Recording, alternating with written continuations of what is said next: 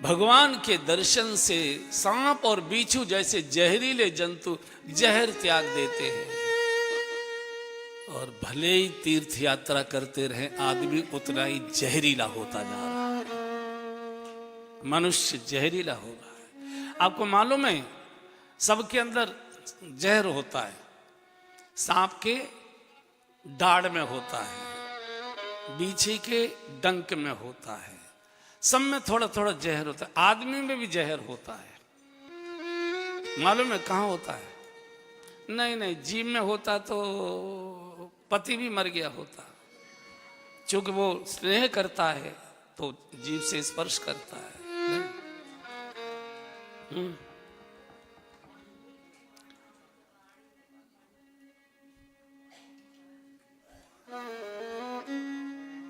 वाणी में भी होता तो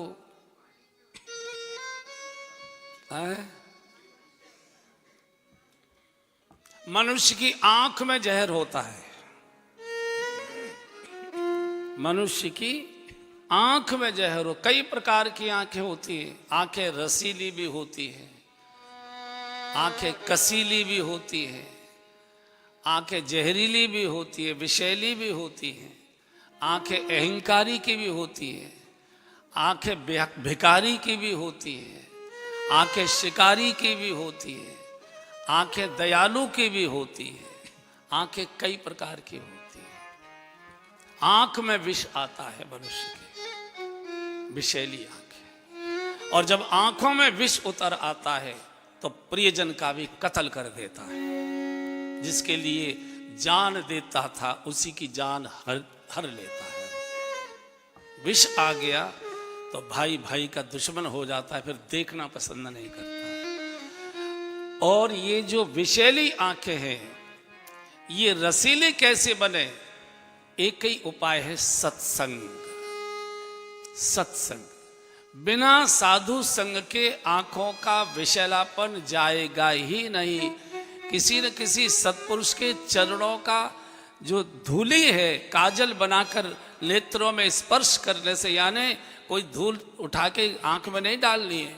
किसी न किसी साधु संत के चरणों में निवास करना, यानी शीश झुकाने से, उनका सानिध्य प्राप्त करने से, उनके पास बैठने से विषैली आंख रसीली हो जाती है।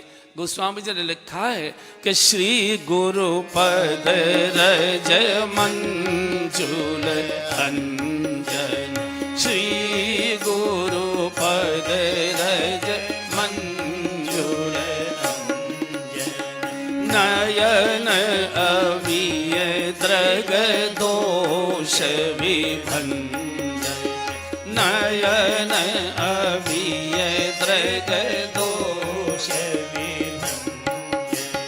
तेहि करि विमल विवेक विलोचन, तेहि करि विमल विवेक विलोचन, वरनहु राम चरित भव भूषण, वरनहु राम चरित भव भूषण। गुरु शरीर नहीं बदलते, गुरु स्वभाव बदल देते हैं, गुरु सोच बदल देते हैं, क्रिया की दिशा बदल देते हैं, गति की दिशा बदल देते हैं। बेटा ये दिशा तुम्हारे लायक नहीं है, इधर चलो।